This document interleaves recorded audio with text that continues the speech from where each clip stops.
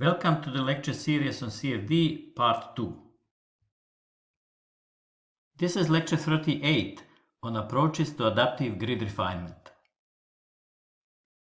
This lecture highlights the need for and benefits of the solution adaptive local grid refinement. An introduction to adaptive grid refinement is given first, followed by a discussion of strategies for local grid refinements in the initial grid design and based on flow features observed in the computation on the initial grid. Adaptive grid refinement based on estimation and indication of discretization errors is the next important topic, followed by a deeper discussion of several challenges related to implementation of solution adaptive local grid refinement in computer codes. Finally, 5 application examples are used to emphasize the advantages of using adaptive grid refinement based on different criteria. An ideal grid design and cell size distribution would lead to uniform discretization errors. In most practical applications of CFD, such an ideal grid cannot be generated. Discretization errors for different variables, free velocity components, pressure, temperature, turbulence model variables, etc., are seldom equally distributed. The optimization of grid quality is therefore based on compromises, usually aimed at reducing the highest errors. Ideally, adaptive grid refinement should be guided by the estimation of discretization errors, aiming to reduce them below an acceptable tolerance. Unfortunately, this process is not straightforward when complex geometry and physics, like turbulence, phase change, chemical reactions, etc., are involved. Besides, engineers usually operate under time pressure and at the limit of available computing resources, and therefore often cannot afford extensive accuracy analysis. Most engineers using CFD can estimate where the grid needs to be refined based on expected flow features. In wall boundary layers, the grid needs to be refined near wall in wall normal direction to resolve the rapid variation of wall variables within boundary layer. This is usually achieved by generating prism layers along walls, circa 10 if wall functions are used, or more than 20 if laminar sublayer is to be resolved. At leading edges, the grid needs to be refined also in the direction tangential to wall, because of high variation of both velocity and pressure around the leading edge. Local refinement is also required to resolve shear layers because of high gradients in cross-flow direction and possible occurrence of Kelvin-Helmholtz instability. Fine grid is needed to capture flow separation and reattachment where recirculation zones are expected. The grid also needs to be refined to capture strong vortexes, for example, a tip vortex. In most cases, one first performs computation on a grid coarser than affordable and then optimizes the grid by adapting local refinements to observed flow features or introducing new local refinements where appropriate. Here's an example. If you want to compute the thrust and torque on a propeller, a grid like this one without these local refinements is appropriate. However, if you want to accurately predict the flow within tip vortex, the grid without local refinement will not produce a satisfactory result. We can use the isosurface of vorticity magnitude computed on grid without local refinement for tip vortex to identify the location of the tip vortex. The grid can then be locally refined inside these tubes to improve the accuracy of the solution. This plot shows the first level of local grid refinement within tip vortex with cell size of d over 400, where d is propeller diameter. 2 more grids with local refinements to the cell size of d over 800 and d over 1600 were generated. This figure shows the pressure distribution in a longitudinal section through one propeller blade from the finest grid. The low pressure inside tip vortex is relatively well resolved, but radial profiles across tip vortex at this location, computed on 3 grids with different local refinements, show that minimum pressure would still reduce with further grid refinement. Outside tip vortex core, the solution remains practically unchanged. Resolving this pressure peak is important, for example, if you want to predict cavitation. Relying on information from the initial grid to decide on adaptive refinement does not always work well, because some flow features may not be captured by the initial grid. For largely simulation of flow around a circular cylinder at Reynolds number equals 50,000, a grid like this one is appropriate. This local grid refinement was performed to capture the laminar flow separation and the onset of Kelvin-Helmholtz instability in the shear layer, which leads to a turbulent flow in the whole cylinder wake. At high Reynolds numbers, laminar flow separation creates only a tiny separation bubble.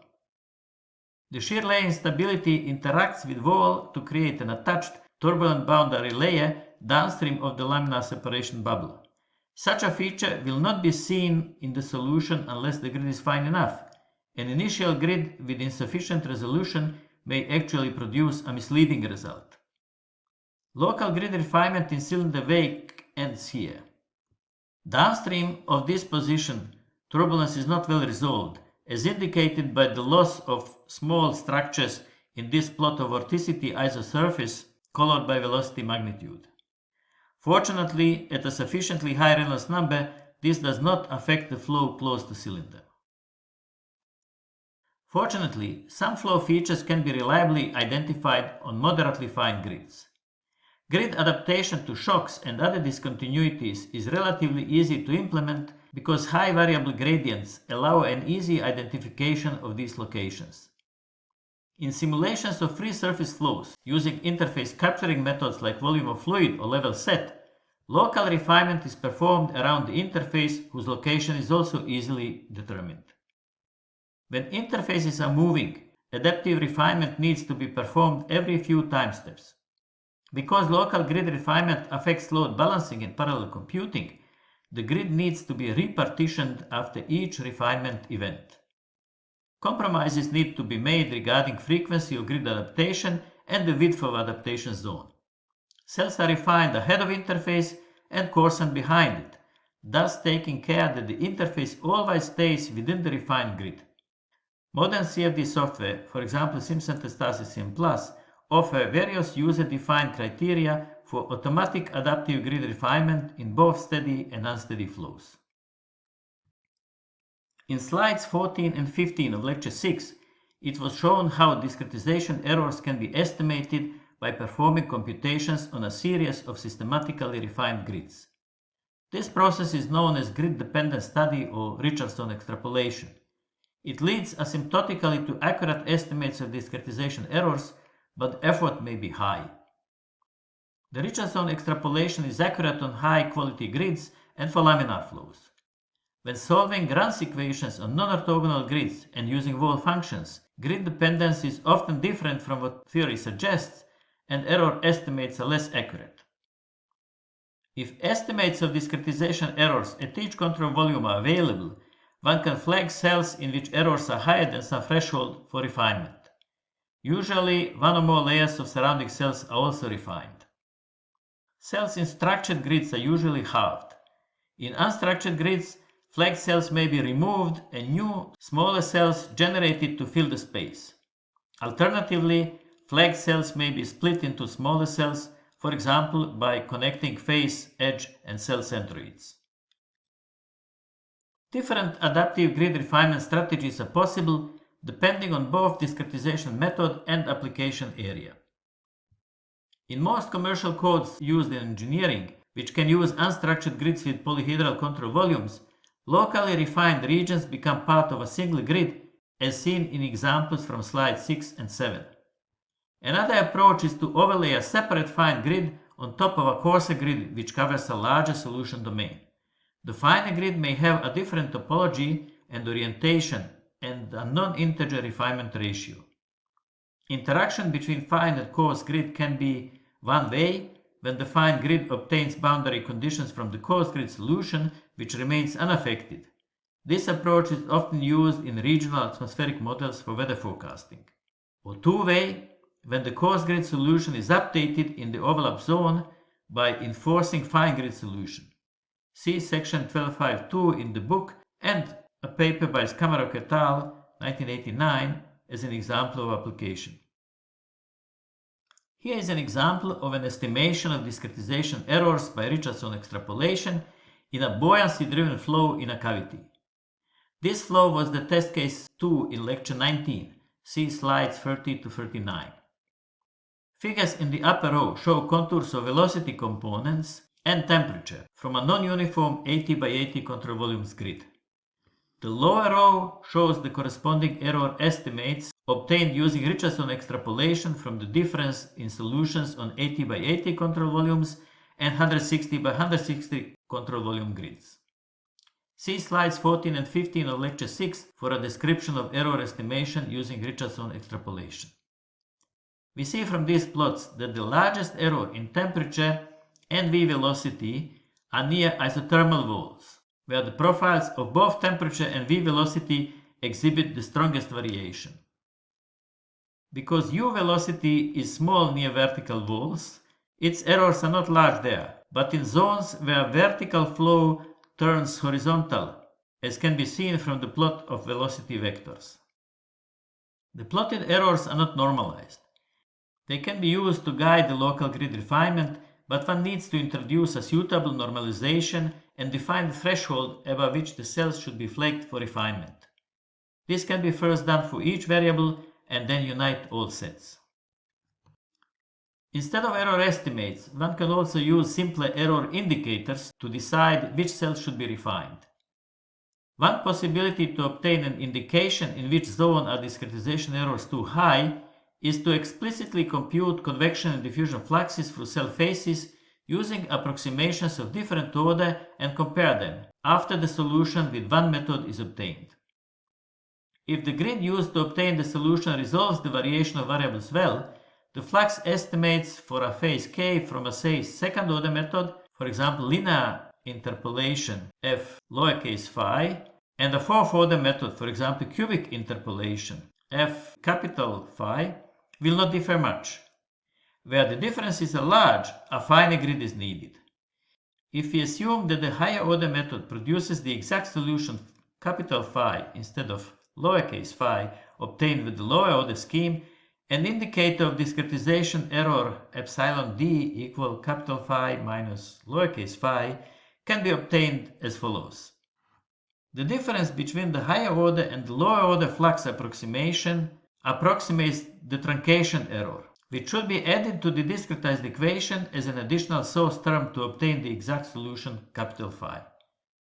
If we subtract the discretized equation solved with the lower order scheme from the equation for capital phi, we obtain the following equation for the discretization error.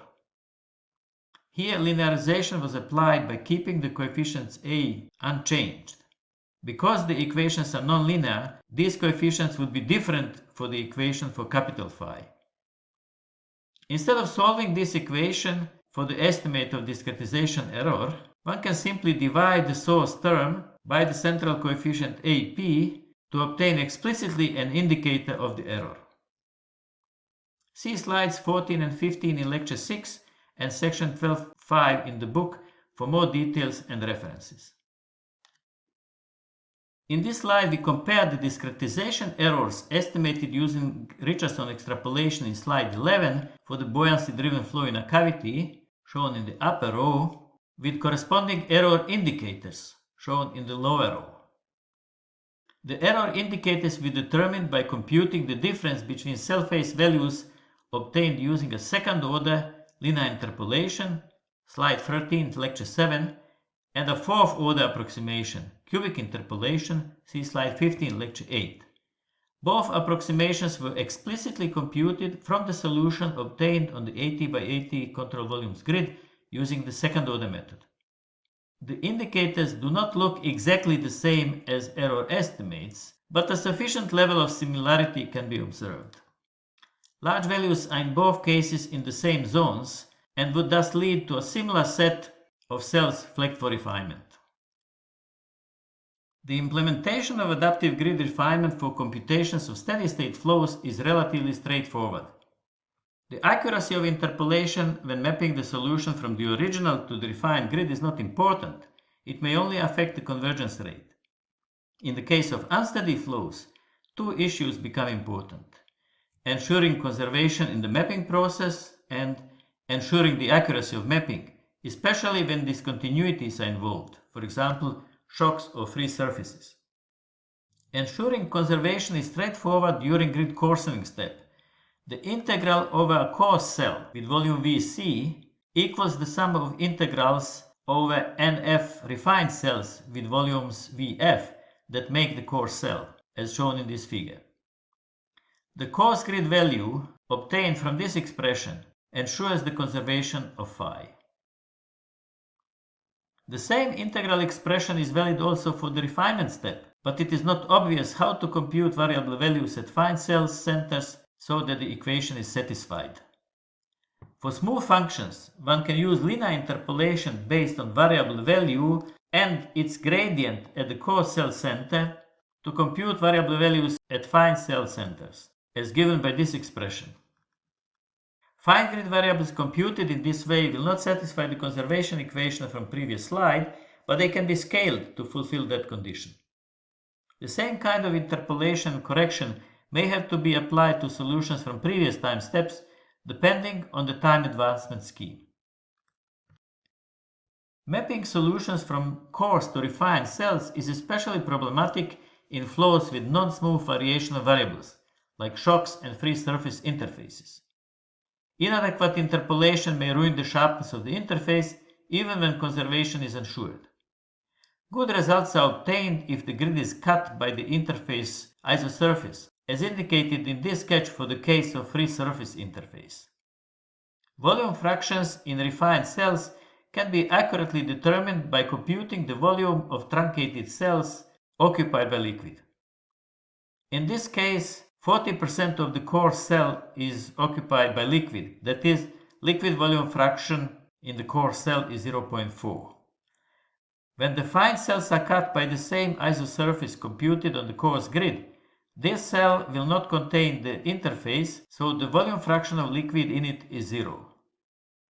For the other cells, the volume fraction of liquid corresponds to the volume below the interface. In the case of free surface flows, it is advisable to apply adaptive grid refinement to the initial free surface position before the simulation begins. The procedure is as follows. Generate the initial grid for the whole solution domain, initialize all variables, and apply adaptive grid refinement based on the initial free surface location and velocity field by refining several cell layers on either side of the free surface, 3 to 5, depending on the frequency of adaptive grid refinement, flow direction, and time step size. By carefully adjusting the frequency of adaptive grid refinement and the width of refinement zones on either side of the interface to the time step size, one can ensure that free surface remains all the time within the refined cells. If free surface leaves the fine grid from the last adaptation and enters coarser cells before the next refinement event, the interface will be smeared and getting it sharp again may require special interventions. Let us now have a look at some examples of adaptive grid refinement. In lecture 33, we analyzed compressible flow around an airfoil at Mach number equal 0.8 using a polyhedral grid with a manual local grid refinement in zones where the coarse grid solution indicated the existence of shocks. Because the exact position and shape of shocks was not known in advance, the grid was refined in a larger zone than would be necessary. The simulation is here repeated using trimmed grids and shock-adapted local grid refinement. The initial grid shown in this figure does not resolve shocks well, as can be seen in this figure of Mach number distribution.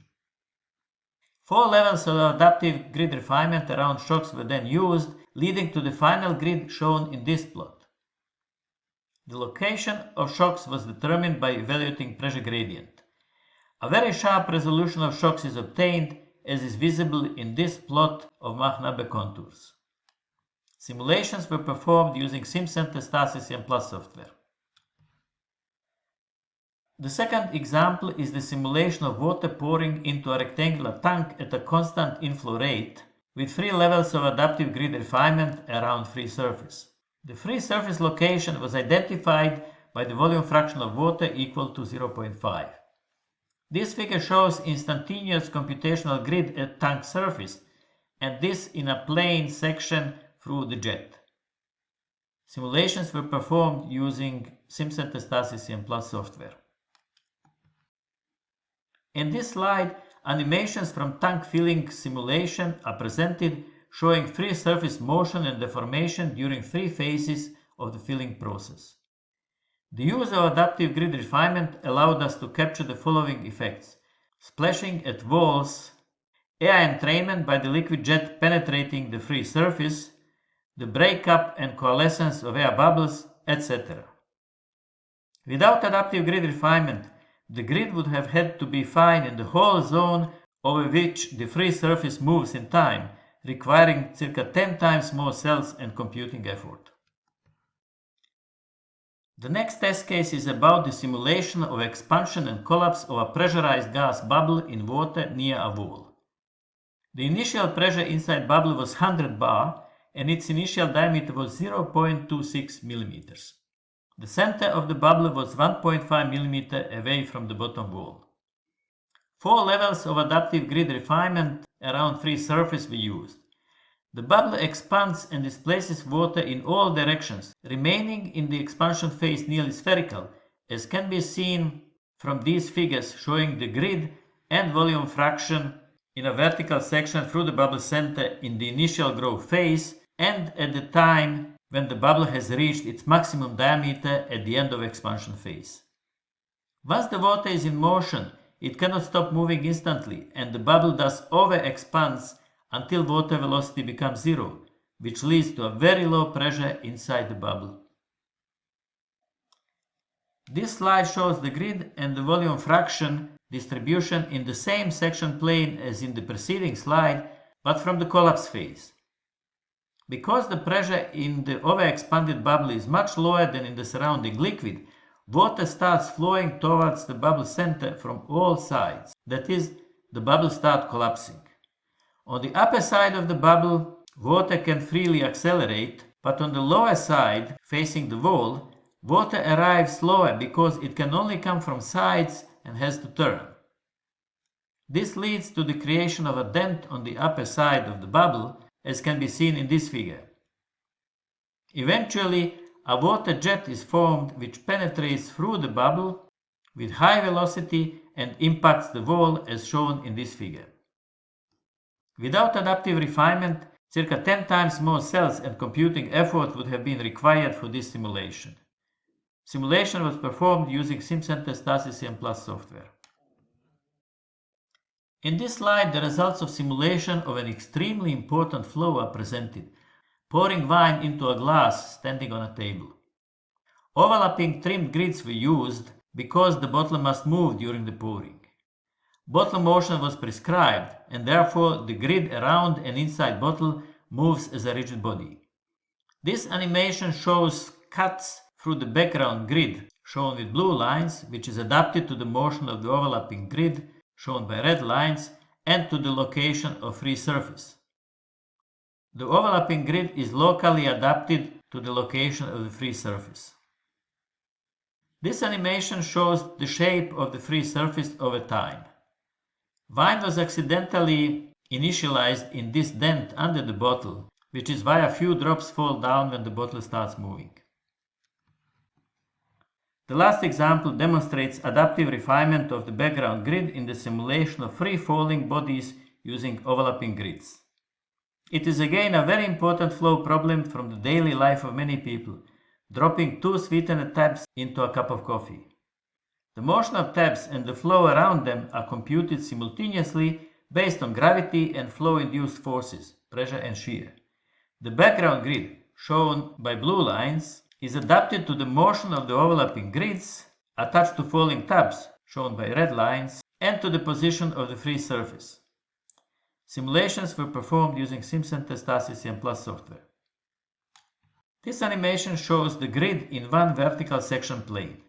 The initial waves on the free surface are due to surface tension effects.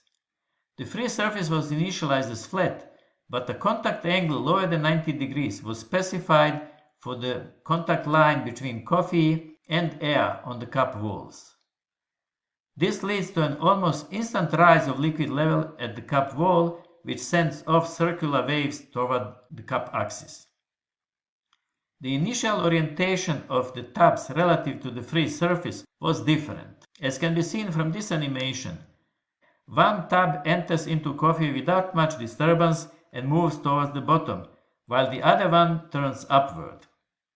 Again, adaptive grid refinement saves a lot of cells and computing time, because without it, the grid would have had to be fine everywhere where the tabs or free surface could be at any time. Here is a summary of this lecture. In complex geometries typical of industrial applications of CFD, it is difficult, if not impossible, to generate a grid in advance which will result in a nearly uniform distribution of discretization errors. It is therefore desirable to use solution-adaptive local grid refinement to successively adapt the grid fineness and possibly also grid design to flow features resulting during the simulation process instead of refining the grid everywhere. In recent years, adaptive grid refinement features of varying functionality have become available in most commercial CFD software. Both free gridding of zones flagged for refinement by some criteria and splitting of flagged cells into an integer number of finer cells is being used. Tetrahedral cells are split into 4 hexahedra and hexahedral cells into 8 smaller hexahedra by connecting face center with edge and cell centers. One fine cell is created for each core cell vertex. Polyhedral cells split in this way create many fine cells, typically 10 to 15 per core cell.